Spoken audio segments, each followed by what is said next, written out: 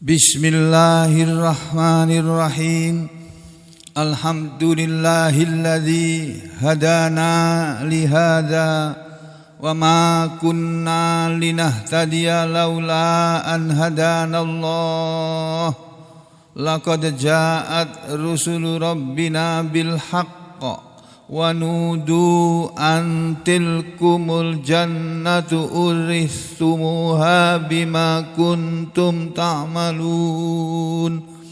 Ashhadu an la ilaha illallah wahdahu la syarika lah wa ashhadu anna Muhammadan abduhu wa rasuluh. Allahumma salli ala Muhammad wa ala ali Muhammad. Amma ba'du ayyuhan nas, ittaqullaha mastata'tum wasma'u wa ati'u la'allakum turhamun. Para muslimin rahimakumullah, kita sudah sampai pada pelajaran tafsir surah Az-Zumar. Kita sudah sampai pada ayat yang keempat. Jadi hari ini kita masuk pada ayat yang kelima. Saya salah tadi ya. Ini dihapus saya. Pada ayat yang kelima dari surah Az-Zumar, Allah Subhanahu wa taala berfirman, A'udzu billahi minasy syaithanir rajim. Khalaqas samawati wal arda bil haqq yukawwirul laila 'alan nahari wa yukawwirun nahara 'alal lail wa sakhkhara asy-syamsa wal qamara kullu yajri li ajalin musamma ala huwal azizul ghaffar. Para muslimin rahimakumullah, setelah Allah berfirman di dalam surah Az-Zumar yang merupakan surat ke-39 dari nomor urut surat-surat dalam Al-Quran, dari ayat yang pertama Allah Subhanahu wa taala memulai pembicaraan ya, seolah-olah Allah mengirim surat kepada manusia melalui perantaraan dalam tanda petik pak posnya malaikat Jibril. Kemudian penerima surat yang pertama adalah manusia yang bernama Muhammad bin Abdullah Rasulullah sallallahu alaihi wasallam. Di dalam surat tersebut banyak di antaranya yang berisi perintah dari Allah kepada Nabi sebagai penerima surat yang pertama untuk menyampaikan isi surat itu kepada semua manusia. Lalu disampaikanlah surat-surat itu kepada manusia. Di antara surat-surat yang dikirim oleh Allah kepada kita manusia ini adalah surat Az-Zumar. Di dalam surat Az-Zumar pada ayat yang pertama Allah Subhanahu wa taala bercerita tentang atau membicarakan pertama kali tentang masalah penurunan Al-Quran yang berasal dari Allah yang maha gagah perkasa, yang mampu menghukum siapa saja yang membangkang atau membantah atau menentang kepadanya, tapi tidak di dunia ini, akan tetapi di akhirat. Di dunia ini cuma icip-icip, bonus, snack dulu sebelum makan besar. Kasih snacknya banjir. Tuh. Snack dari Allah buat manusia supaya ingat sama Allah. Jangan kurang ajar, jangan berbuat zalim. Itu berlaku untuk pemimpinnya maupun rakyat yang dipimpinnya. Ya, kalau Allah sudah mengirim snack yang enggak enak, Ya, seperti yang kita saksikan sekarang. Dia Allah Maha Gagah Perkasa, bisa menghukum siapa saja yang membangkang kepadanya, tapi dia juga Al-Hakim, Maha Bijaksana. Apa yang dia lakukan, ya sudah diterangkan, Allah Maha Bijaksana, maknanya adalah Allah itu Maha Bijaksana dalam perkataannya, dalam perbuatannya, bahkan dalam hukum-hukumnya atau aturan-aturannya atau syariatnya. Itu sudah seringkali Ibnu Katsir menjelaskan kepada kita para ahli tafsir, bukan hanya Ibnu Katsir saja. Jadi firman Allah itu isinya bijaksana, omongannya Allah, narasinya Allah itu selalu bijak. Kemudian tindakan Allah pun selalu bijak, walaupun manusia mungkin merasa tidak enak dengan kebijakan dari Allah, berupa banjir ini enggak enak manusia ini. Tapi itulah tindakan Allah yang bijaksana. Kalau tidak dikasih begitu manusia enggak ingat sama Allah. Ya, yang kaya raya terus menerus saja menekan yang miskin dengan segala macam alasan.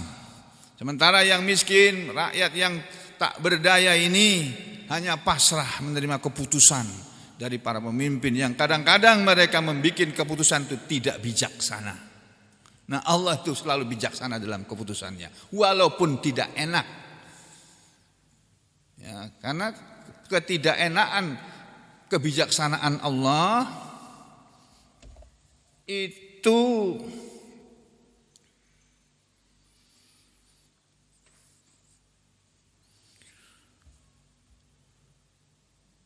bagi sebagian manusia memang tidak enak, bahkan bagi sebagian besar manusia tidak enak.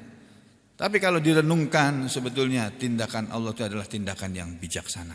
Berbeda dengan manusia, ya, berbeda dengan kita di negara ini. Negara ini katanya berdasarkan kerakyatan yang dipimpin oleh kebijaksanaan dalam permusyawaratan perwakilan. Tapi kelihatannya enggak deh. Ya, negara ini tidak dipimpin, tidak diatur berdasarkan kebijaksanaan yang dipimpin kerakyatan, keadaan rakyat kita ini, kerakyatan kita ini di negara ini kelihatannya tidak seperti yang disebutkan tadi, kerakyatan yang dipimpin oleh kebijaksanaan itu kan? Ya, kerakyatan yang dipimpin oleh kebijaksanaan dalam permusyawaratan perwakilan. Nah, mestinya ada musyawarah sebelum pemerintah mengambil keputusan, apalagi keputusan yang kira-kira akan membuat rakyat keberatan. Musyawarah dulu dengan DPR, kan mestinya begitu, baru itu bagus. Ini enggak ya. Berbuat dulu, diprotes DPR, baru berhenti. Nah, itu ya kita nggak tahu lah, itu urusan orang-orang besar, tapi kita hanya menonton saja. Ya. Nah, saya sering menyampaikan berulang-ulang di sini maupun di tempat lain. Semenjak saya tiba di Kalimantan ini tahun 2003 sampai hari ini tahun 2000 berapa ini? 21, jadi sudah berapa tahun? 2003 akhir Desember 23 itu saya menginjakkan kaki pertama kali di Kalimantan, di Banjarmasin. Dibawa naik mobil dari Banjarmasin ke Palangkaraya. Hutan aja yang saya temui di sana. Jarang ketemu mobil berpapasan, itu jarang. Itu padahal ba'da maghrib itu. Ya, 2003. Sampai kemarin saya mendarat di Pangkalan Bun. Masih saja saya jumpai di negara yang sudah 70 berapa tahun? 76 tahun merdeka ini masih banyak jalan-jalan yang rusak. Di Kalimantan ini. Padahal Kalimantan itu katanya besarnya tuh 5 kali Pulau Jawa. 4,5 apa 5 kali? 5 kali. Dan di sini banyak tambang emas katanya. Aku nggak pernah lihat sendiri soalnya, cuma ujarnya. Banyak tambang batu bara, banyak tambang nikel, biji besi dan lain-lain. Saya nggak ngerti ilmu pertambangan, saya cuma baca berita-berita saja dengar informasi-informasi. Tapi di pulau yang kaya raya ini, masyarakat asli penduduk pulau ini yang terdiri dari suku Dayak dan suku Banjar ya. Enggak ada suku lain ya. Kalau saya ini kan pendatang aja. Saya ini ditakdirkan oleh Allah dapat rezekinya tuh di sini. Padahal saya sudah menolak sejak awal, saya tidak mau ditaruh di sini. Saya enggak mau, sudah menolak kepada Departemen Kesehatan pada waktu mau ditempatkan. Menolak, saya mau jadi dosen aja di Gajah Mada. Karena dekat dengan keluarga. Dekat dengan ibu, bapak, ibu yang masih hidup pada waktu itu. Tinggal ibu saja. Enggak di ACC sama Depkes, malah mau dicabut surat izin prakteknya kalau tidak mau nurut. Akhirnya saya di sini. Ternyata tidak 1-2 tahun aja di sini, tidak. Depkes bilang 1-3 tahun, paling lama 3 tahun Pak. Habis itu boleh Pak kembali lagi ke Jawa. Ternyata setelah sampai di sini Pak, bukan 3 tahun lagi, sampai 17 tahun. Ya itulah takdir Allah. Saya mau balik ke sana itu nggak bisa Pak. Karena syaratnya itu saya tidak punya syarat lagi untuk bisa masuk kembali lagi ke Jogja menjadi dosen. Nggak punya syarat lagi. Akhirnya berarti memang Allah sudah menetapkan saya harus di sini. Itu rezeki dari Allah itu. Jadi apa yang kita alami itu adalah semua keputusan dari Allah kepada kita semuanya. Cuma kadang-kadang terjadi keputusan-keputusan yang diambil oleh manusia ini tidak bijak gitu loh. Ya, kekayaan pulau ini dikelola oleh para pemimpin kita mulai dari pusat sana sampai kepada provinsi kita ini ya, sampai kepada yang di bawahnya ini. Kadang-kadang mereka itu mendapatkan kebijakan yang kurang enak. Pusat mengeluarkan izin kepada segelintir orang untuk mengelola hutan di Kalimantan ini, memberi izin kepada segelintir orang untuk mengelola tambang di negeri ini. Akhirnya yang terjadi kemudian keputusan itu kan bikin susah mereka sendiri, dicabut lagi keputusannya. Dulu orang bebas kan mengelola hutan, jual kayu, bebas sudah. Nyaman waktu dulu. Walaupun kemudian oleh pemerintah ini memberatkan, ini telah keluarlah aturan illegal logging itu. Sekarang orang bawa kayu sendiri aja dimasalahkan. Ya itulah Indonesia. Indonesia tanah airku dan seterusnya. Ya harap maklum. Nah saudara, mestinya kita belajar dari Al-Quran ini, belajar dari Allah itu loh, pencipta manusia, yang mengajari kepada manusia ini tindakan-tindakan kamu, omongan-omongan kamu, perbuatan-perbuatan kamu, yaitu mestinya dilatih untuk yang bijak dalam berbicara, yang bijak dalam berbuat.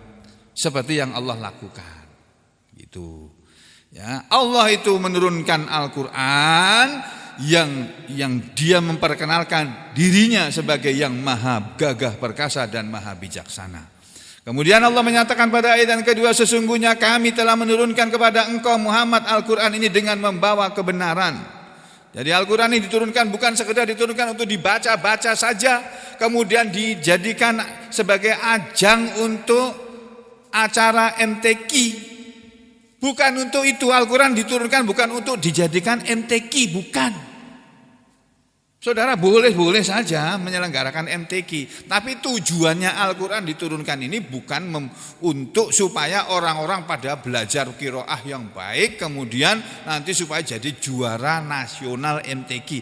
Bukan untuk itu Al-Quran ini diturunkan. Tapi untuk apa? Untuk menjadi bekal kamu dalam rangka kamu hidup di dunia ini. Hidup kamu, hidup kita semua manusia di dunia ini hanya satu, disuruh mengabdi kepada Allah. Maka Allah menyatakan kami telah menurunkan kepada engkau Muhammad Al-Quran ini dengan membawa kebenaran. Fa'budillah, maka menyembahlah kamu kepada Allah, mengabdilah kamu kepada Allah. Menghambalah kamu kepada Allah, beribadahlah kamu kepada Allah. Jadi kita ini disuruh beribadah dalam hidup ini dengan menjalankan apa yang Allah ajarkan kepada kita dalam Al-Quran ini. Kita menjadi manusia sebagai pemimpin, jadilah pemimpin yang bijaksana, sehingga rakyatnya tidak tertimpa akibat buruk dari kebijakan yang salah, kebijakan yang kurang tepat. Nah, saudara, supaya mendapatkan kebijakan yang tepat, saudara harus belajar Al-Quran. Sudah ada manusia-manusia pendahulu kita yang mereka juga menjadi pemimpin. Ada Nabi dan Rasul Allah yang menjadi raja. Raja Sulaiman, Raja Dawud. Itu raja itu. Tapi mereka berdua itu raja yang bijak. Dalam mengambil keputusan itu bijaksana sekali. Nah, kita hidup disuruh beribadah kepada Allah.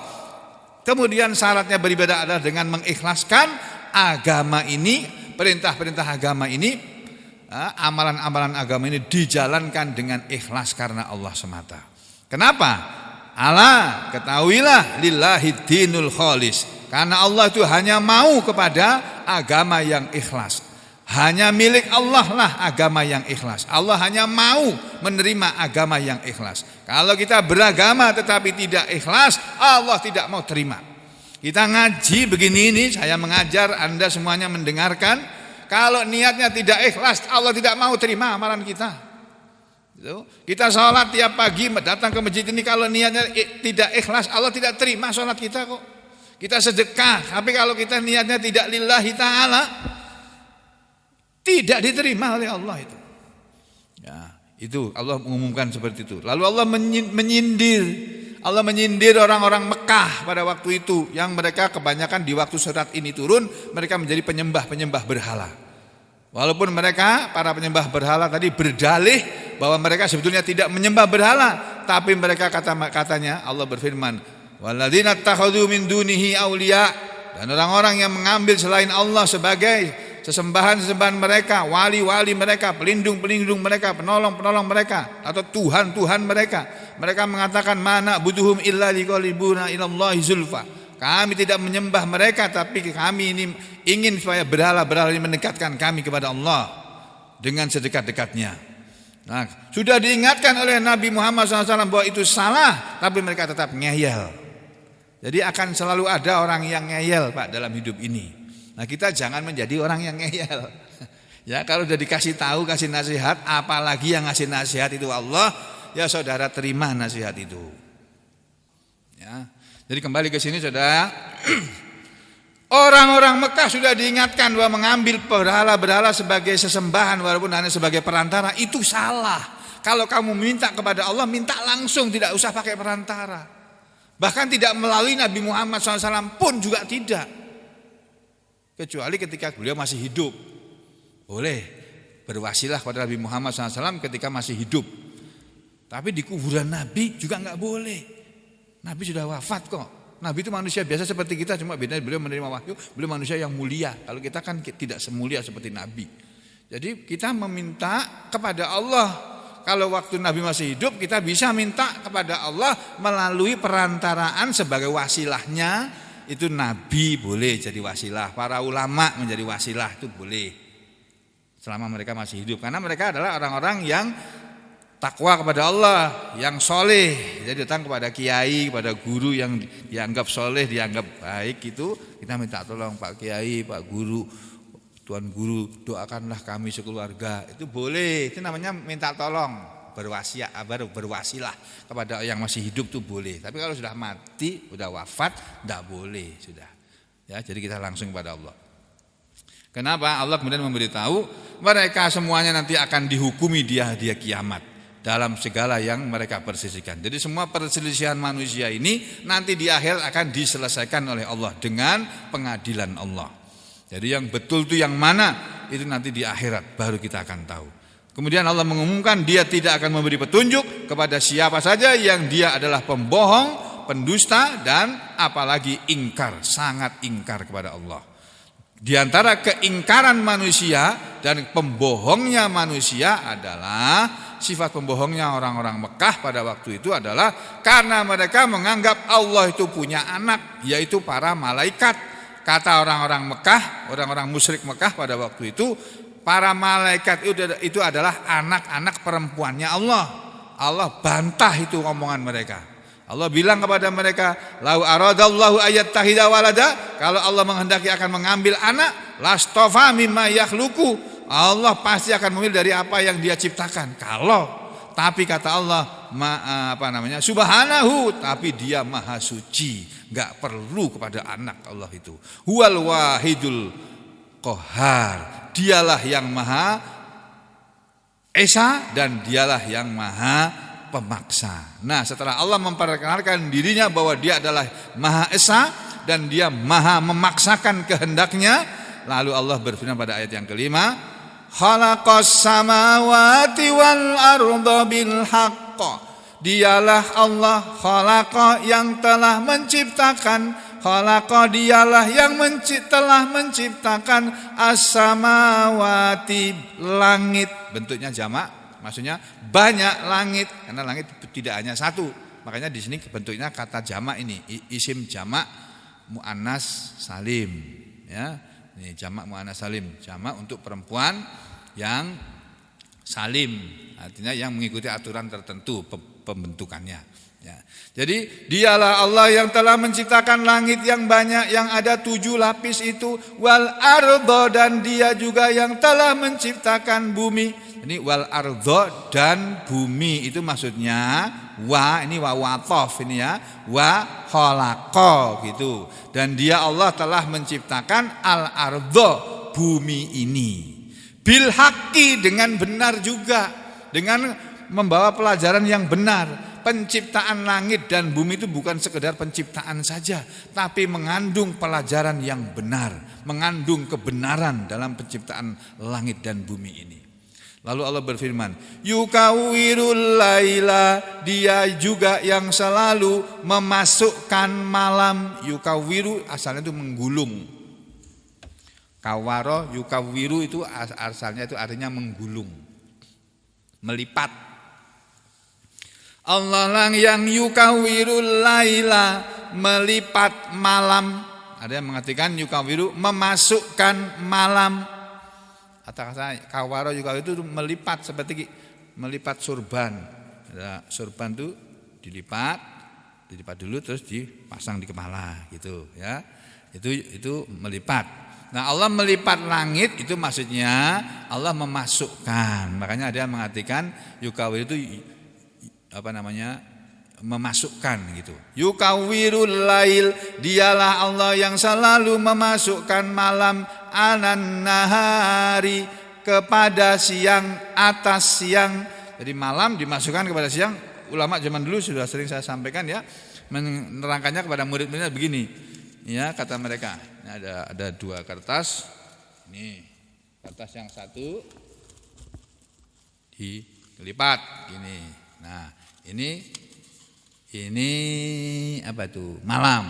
Allah lah yang memasukkan malam ke dalam siang. Jadi ini siang, ini malam dimasukkan oleh Allah. Nah, sekarang siang itu dimasukkan ke dalam malam.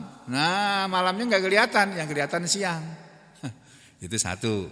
Wa yukawwirun nahara, dan Dia juga yang selalu memasukkan, selalu menggulung atau memasukkan an-nahara, siang, alal lail, kepada malam. Tadi siangnya hilang kan? Itu kata para ulama. Dia juga Allah yang kemudian memasukkan malam ini kepada siang. Jadi siangnya kan berjalan terus dia. Nah, keluar. Itu dah. Terus nanti ketika siangnya keluar, ya sudah. Ini berarti Allah yang memasukkan siang ke dalam malam, kata mereka begitu. Itu satu. Itu kekuasaan Allah. Jadi adanya siang dan malam itu semuanya itu Allah yang mengatur itu. Makanya di waktu muncul atau datang siang hari yang diawali dengan pagi tadi, kita diajari untuk berdoa, zikir di waktu pagi. Jangan sudah tinggalkan itu amalan itu sampai mati, jangan ditinggalkan. Kecuali dalam keadaan safar, itu Allah maafkan kalau kita tidak berzikir. Karena kalau kita safar, kita mungkin lagi banyak urusan, lagi bisnis ini, banyak urusan ini dalam rangka cari duit ini. Waktunya habis untuk cari duit. Jadi setiap waktu itu pokoknya berurusan dengan duit, sehingga berzikirnya lupa. Ya, kalau pas kayak gitu Allah maafkan, nggak apa-apa. Ini orang ini kalau lagi di rumah dia selalu berzikir kok. Dia tidak berzikir tapi oleh Allah tetap dikasih pahala berzikir walaupun tidak berzikir. Itu loh gunanya kalau kita istiqomah dalam beramal. Itu ya. Jadi kita tetap diberi pahala berzikir walaupun tidak berzikir. Apalagi saudara tetap berzikir, oh dikasih banyak lagi pahalanya ya. Di waktu pagi kita berzikir pagi, nanti di waktu datang malam kita juga berzikir di waktu petang menjelang malam itu. Zikir di waktu petang itu semuanya sudah dicontohkan oleh Rasulullah. Jadi peristiwa alam ini datang dan pergi mendatangkan pahala kepada kita. Di pagi hari kita dapat pahala, di malam hari sore hari kita dapat pahala, malam harinya Allah ngajarin lagi kepada melalui Rasulnya. Rasulullah SAW mengajari kita sebelum tidur usahakan kamu baca surat-surat yang sering dibaca oleh Rasulullah di waktu malam. Apa antara lain? Ya ini antara lain surat Az-Zumar ini. Rasulullah itu sebelum tidur baca surat Az-Zumar dari awal sampai akhir loh Pak. Setiap malam Pak. Masya Allah. Ya ini. Wa yukawwirun nahara 'alal lail, dan dialah yang memasukkan siang ke dalam malam kepada malam. Wa sakhkhara syamsa. Nah, ini agak sulit nih Pak. Wa sakhkhara syamsa. Habis shin besar pindah ke sin kecil. Itu kalau enggak hati-hati bisa keseleo lidah ini. Wa sakhkhara syamsa wal qamar wa sakhkhara, dan dialah yang menundukkan asyamsa matahari wal qamara dan bulan. Jadi matahari dan bulan itu pun tunduk kepada Allah. Matahari disuruh terbit sekarang, terbit ya. Kalau belum diperintah oleh Allah terbit, ya dia tidak terbit. Demikian juga bulan. Bulan ini terbit, muncul di tanggal 1, hilal tanggal 1 setiap bulan itu datangnya dengan ketetapan Allah. Ya, dia itu Allah yang menundukkan. Lalu Allah mengatakan, berfirman, kullu yajri, kullun masing-masing atau semuanya. Jadi kullun ini bisa diartikan semuanya. Semuanya itu mulai dari tadi langit, bumi, ya, kemudian malam, siang, matahari, bulan. Itu yajri, mengalir, berjalan, ya, peristiwa alam ini. Ya, apa yang terjadi di langit dan di bumi, apa yang terjadi pada pergantian malam dan siang, dan apa yang terjadi pada matahari dan bulan, kullun semuanya yajri, berjalan, ya, mengalir, berjalan, li ajalim musamma, untuk sesuatu waktu yang telah ditentukan.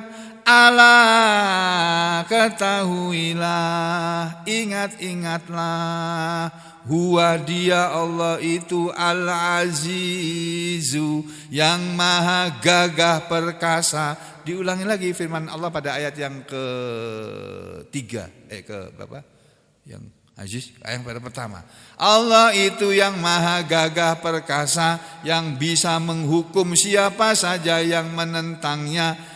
Ya, kalau di atas itu Al-Azizul Hakim, di bawah dia Al-Aziz yang maha gagah perkasa, sekaligus Al-Ghaffar yang maha memberi ampun. Ini ayat ini oleh para ulama diterangkan, dijelaskan sebagai berikut. Ayat yang kelima ya. Mulai dari ayat yang kelima di awal ini kita lihat bagaimana Imam Al-Baghawi dalam menjelaskan ayat ini. Beliau menuliskan khalaqas samawati wal arda bil haqqi, dia Allah telah menciptakan langit dan bumi dengan membawa kebenaran, dengan kebenaran, yukawwirun laila 'alan nahar, dia memasukkan malam kepada siang, wa yukawwirun nahara 'alal lail, dan dia memasukkan siang kepada malam. Maksudnya yughsi hadza. Allah menutupkan, dari yukawwiru itu diartikan oleh Imam Al-Baghawi yuhsi. Ya, yukaw itu yuhsi, menutupkan. Jadi Allah yang menutupkan malam kepada siang. Jadi kalau ini sekarang siang, nanti Allah akan menutupi siang ini dengan malam. Nah, ketika ditutup gini, malamnya agak kelihatan. Jadi itu ini yukawiru diartikan yuhsi. Nah, jadi kalau saudara baca terjemahan Al-Qur'an kok ini beda mengartikannya kok menutupkan. Ya boleh, memang menutupkan malam, yang menutupkan malam dengan siang itu ya Allah, yang menutupkan siang dengan malam ya Allah juga. Jadi Allah yang menutupkan ini kepada ini. Kama qala, sebagaimana Allah berfirman di dalam surat Al-A'raf, surat yang ke-7 ayat 54, yughshil lailan nahar. Kenapa ada ahli tafsir mengartikan yukawiru yang arti bahasanya itu menggulung, melipat, kok diartikan menutup? Kenapa? Karena Allah berfirman di ayat yang lain pakai kata yughshi. Itu loh Pak ceritanya. Halo? Bisa menerima ini omongan saya ini ya. Jadi kalau saudara baca terjemahan Al-Qur'an itu, yang ini kok terjemahannya kok menutup, yang ini kok terjemahannya memasukkan. Ini gimana? Kok beda-beda begini? Ya, saudara baca tafsir nanti akan ketemu jawabannya. Ya, karena ahli tafsir Al-Baghawi mengatakan di ayat yang lain surah Al-A'raf ayat 54 Allah berfirman-Nya bukan yukawwirul laila lan nahar, tapi yughshil lailan nahar. Allah lah yang menutupkan malam kepada siang, memasukkan malam kepada siang atau memasukkan siang kepada malam, gitu. Itu satu. Wakila, dan dikatakan oleh para ahli tafsir atau para ahli bahasa yang lain, yukawwir itu artinya yudkhilu, memasukkan. Nah, gitu loh Pak. Jadi terjemahan yang berbeda-beda itu semua dalam tafsir itu ada. Nah, saya baru mengerti, baru paham setelah membaca kitab-kitab tafsir sendiri. Dulu kita berguru kepada guru kita. Guru kita ngajarinya itu enggak pakai tafsir begini ini. Ayatnya dibacakan, diterangkan langsung. Tuh cepat, tiap hari dapat 2 ayat, 2 ayat, 2 ayat, 2 ayat, setahun dapat berapa surat gitu. Tamatnya nanti beberapa tahun tuh 30 juz itu. Ya. Dulu kita enggak dibacakan seperti ini, tapi di luar pengajian umum begini ini di di waktu yang lain kita diperkenalkan dengan kitab tafsir. Gurunya membawa tafsir, membacakan kitab tafsirnya, ya, yang pernah saya pelajari kitab tafsir Ibnu Katsir itu beliau bacakan. Tapi malam hari, sehingga kalau malam hari itu banyak ngantuk gini. Nah, murid-muridnya banyak yang ngantuk sehingga ilmunya masuknya sedikit. Jadi sama kalau sampean ngantuk di sini, yang masuk ke bawah sadar sampean ini sedikit, sampean enggak sadar kok. Yang masuk ke bawah sadarnya enggak bisa dia, di luar sadar. Di luar kesadaran. Jadi dia Allah lah yang yudkhilu, memasukkan ahadahuma, salah satu dari keduanya, yakni salah satu dari keduanya adalah salah satu dari siang atau malam, alal akhor, kepada yang lain. Kama qala, sebagaimana Allah berfirman. Jadi ada orang yang mengartikan yukawwir itu memasukkan, ini berdasarkan ayat. Ada ayat Allah dalam surat Al-Hajj, surat yang ke-22 ayat 61. Allah berbicara mengenai ayat ini juga, tapi kalimatnya berbunyi begini. Yulijul laila fin nahar. Yuliju, dia Allah lah yang selalu memasukkan laila, al-laila, malam hari, fi, ke dalam, an-nahari, siang hari, wa yulijun nahara fil lail, dan dialah yang selalu memasukkan malam ke dalam siang. Jadi sama saja. Kemudian dijelaskan lagi, kenapa kadang-kadang siangnya itu lebih lama. Jam 5 pagi kok sudah terang sekali, tapi kadang-kadang jam 5 pagi masih gelap sekali, gitu kan? Ini sekarang ini jam 5 pagi sudah mulai terang, ya, karena subuhnya jam 4 lebih 5 ya, Mang Edim ya? Hah? Lebih 8 menit. Nah, subuhnya lebih awal. Sehingga jam 5 pagi kadang-kadang di satu waktu lebih cepat, kadang-kadang lebih lambat. Maksudnya kadang-kadang siang hari itu lebih kelihatan panjang daripada malam hari. Ya kenapa? Karena itu Allah juga yang membikin, yaitu yungkisu minal laili fayazidu fin nahar.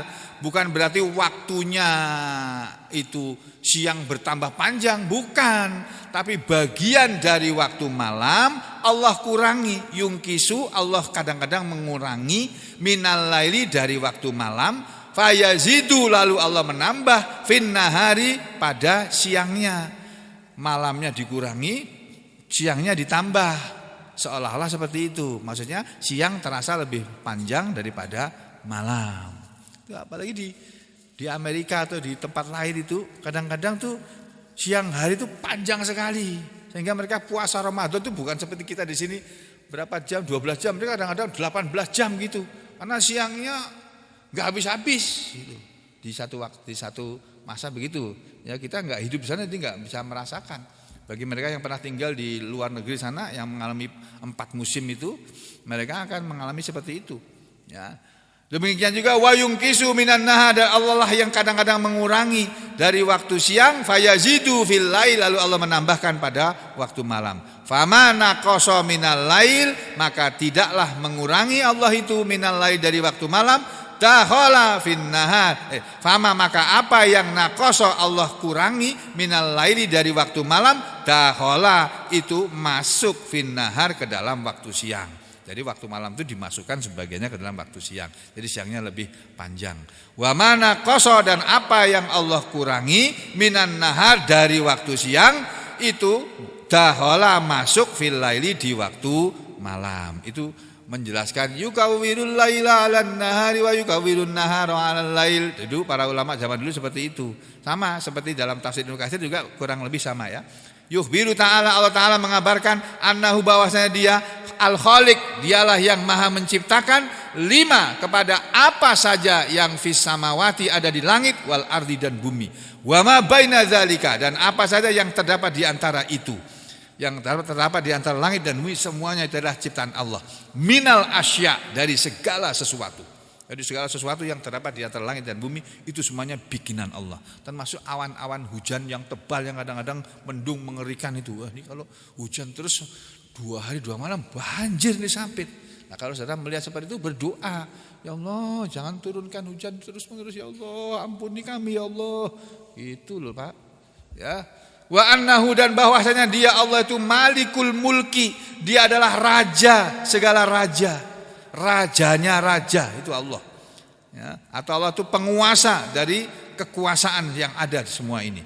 Al-mutasarrifu, dialah yang mengubah-ubah segala-galanya. Fihi, pada semua itu, yuqallibu, dia Allah yang membalikkan lailahu malamnya, wa naharahu dan siangnya. Sebagaimana firman-Nya, yukawwirul laila 'alan nahar wa yukawwirun nahara 'alal lail. Ayat ini diartikan oleh Ibnu Katsir, yaitu sakharahuma, Allah lah yang menundukkan keduanya, yakni siang dan malam itu berjalan. Jadi saudara, waktu siang dan waktu malam itu pun berjalan, itu yajriyani, keduanya berjalan, muta'aqibaini, saling mengiringi, la yakirroni, tidak berjalan berdampingan. Bagaimana bisa berjalan berdampingan? Siang dan malam berjalan berdampingan, terus ini siang apa malam, bingung manusia. Masa siang dan malam jalan berdampingan? Gak bisa, ya harus bergantian. Siang dulu sekarang, nanti akan tiba malam. Siang ngapain kita? Ya kita lakukan kegiatan-kegiatan yang biasa dilakukan di siang hari. Apa yang dilakukan oleh kita sebaiknya di siang hari? Apa yang harus kita lakukan di siang hari? Allah ngajarin pada kita Pak. Masih ingat enggak sampean di suratnya ini? Di waktu siang kita harusnya ngapain? Di waktu malam harusnya ngapain? Itu Allah ngajarin kita Pak, sampai detail. Ini loh suratnya. Ini. A'udzu billahi minasyaitonir rajim. Bismillahirrahmanirrahim. Amma yatasaalun. Ini amma asal itu ma-nya panjang. Kenapa ini jadi pendek? Itu urusan bahasa Arab. Nanti kalau kita pelajaran Durusul Lughatil Arabiyyah sampai jilid 2 sampai akan ketemu di sini. Kenapa kok anma? Aneh ini. Enggak aneh, dalam bahasa Arab itu enggak aneh. Memang ada aturannya.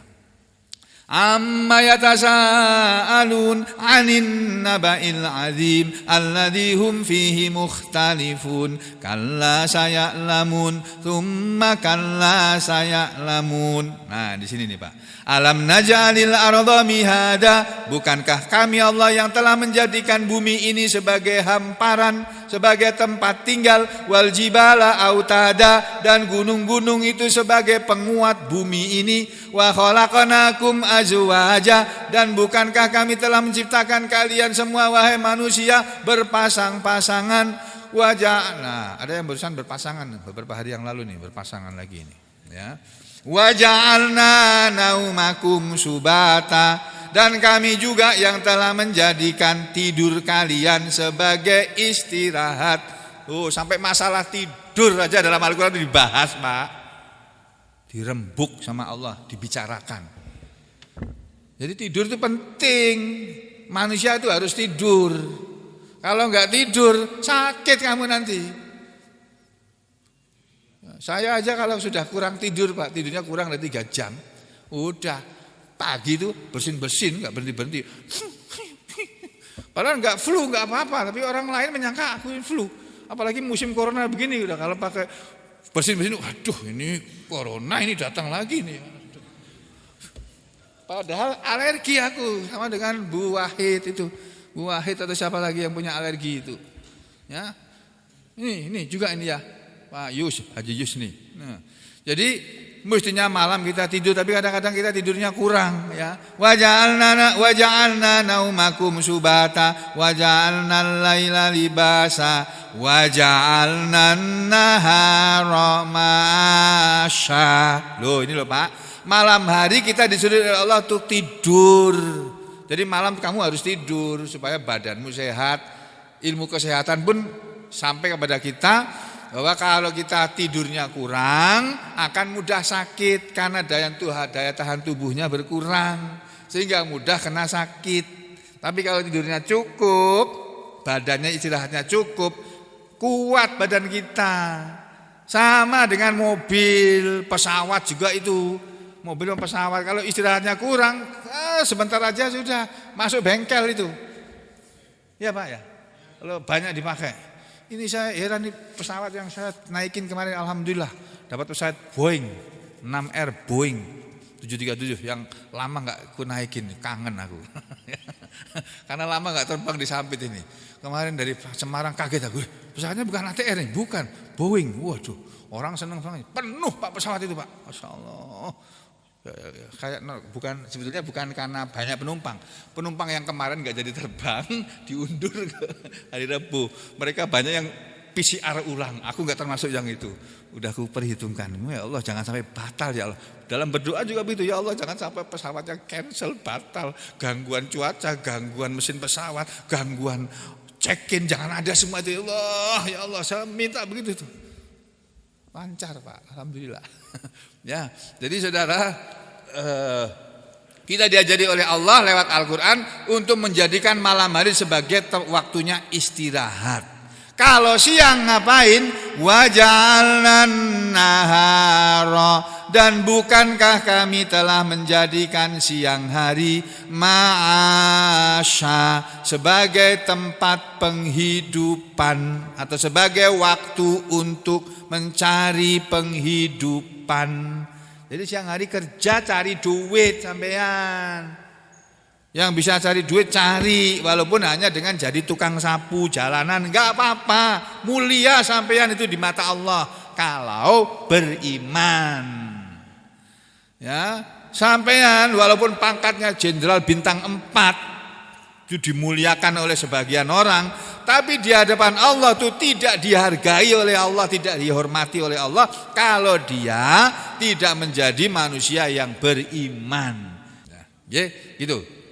Jadi siang hari Allah mengajari kita supaya kita ini menggunakan siang hari untuk cari duit, kerja sebagai apa saja, saudara. Mau jadi pegawai negeri, mau jadi orang biasa, jadi pegawai swasta, terserah. Sesuai dengan takdir Allah kepada kita semuanya. Nah, gitu. Nah, kembali kepada ayat ini tadi, kullun minhuma, semua dari keduanya, masing-masing dari keduanya, yakni siang dan malam, yatlubul akhor, talaban hasisan, ya, menuntut yang lain dengan tuntutan yang cepat.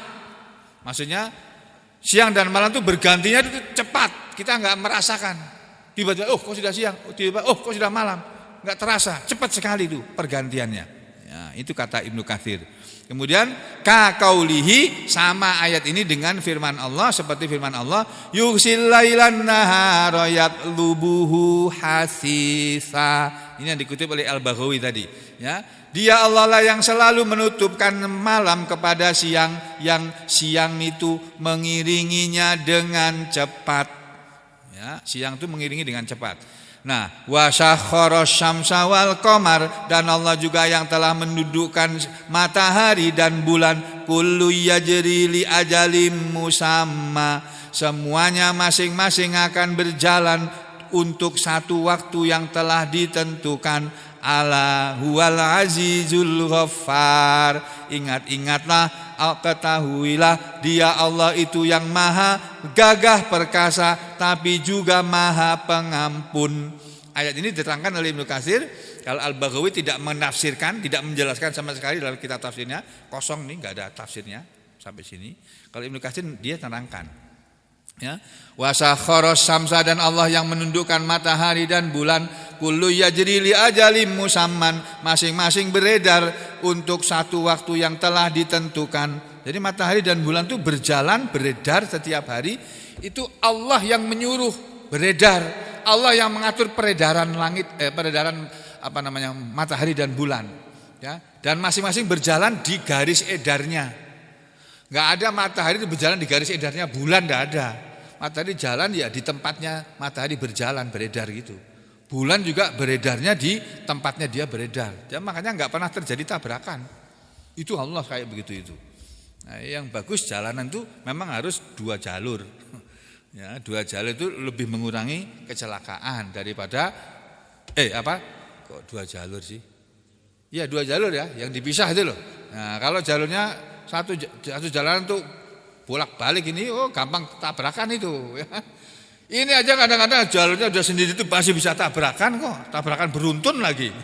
Ya, gara-gara apa?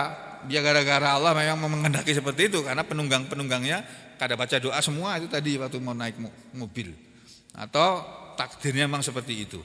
Nah, jadi Allah yang menundukkan matahari dan bulan untuk satu yang masing-masing beredar pada menuju kepada satu waktu yang telah ditentukan. Maksudnya yaitu matahari dan bulan itu berjalan, beredar setiap hari ila muddatin, kepada satu masa yang maklumatin, yang telah diketahui, dimaklumi, indallah, di hadapan Allah. Yakni matahari dan bulan akan selalu, matahari akan selalu bersinar, bulan akan selalu terbit di malam hari, ya, bersinar di malam hari, tetapi summa kemudian tangkodi, akan habis, akan berhenti, akan selesai yaumal kiamah, pada hari kiamat. Jadi semua ini nanti akan berakhir di hari kiamat. Nah, sebelum kiamat besar terjadi, mungkin kita enggak menjumpai kiamat besar, Pak, tapi kita akan menjumpai kiamat kecil. Kiamat kecil adalah kematian kita. Maka hati-hatilah, kita akan bertemu dengan kiamat. Kalau enggak kiamat kecil, kematian kita, ya kiamat besar. Nah, sebelum itu terjadi, maka marilah kita selalu ingat kepada Allah. Ya, Allah di sini mengingatkan, ala, ingatlah, ketahuilah, huwa, dia Allah itu al-aziz, yang maha gagah perkasa, al-ghaffaru, yang maha pemaksa. Yaitu ma'a izzatihi, Allah itu bersama dengan keperkasaannya, wa azamatihi, dan keagungannya, wa kibriyaihi, dan kesombongannya. Allah itu yang boleh sombong itu hanya Allah, kita tidak boleh sombong. Ya, Allah itu maha gagah perkasa, walaupun dengan keperkasaannya, dengan keagungannya, dengan kesombongannya, tapi juga huwa, dia itu ghaffarun, maha pengampun, liman asahu, kepada orang yang telah mendurhakainya. Tsumma taba, kemudian dia Allah memberi taubat, wa anaba ilaihi, dan orang-orang manusia kembali atau bertaubat ilaihi, kepada Allah. Jadi saudara sekalian, ayat ini mengajarkan kepada kita, ayo kita semuanya ini segera kembali kepada Allah. Ya, kalau dulunya kita lupa kepada Allah, sekarang kita kembali kepada Allah. Ingat kepada Allah. Dulu kita menjauh dari Allah, sekarang kita mendekat kepada Allah. Itu ya. Ini pesan yang ada dalam ayat ini, karena semuanya akan berakhir sampai pada satu waktu yang sudah ditentukan, yaitu hari kiamat. Aku lu qauli hadza astaghfirullah li wa lakum. Allahumma taqabbal minna innaka antas samiul alim wa tub alaina innaka antat tawwabur rahim. Wa sallallahu ala Muhammadin wa ala ali Muhammad walhamdulillahi rabbil alamin.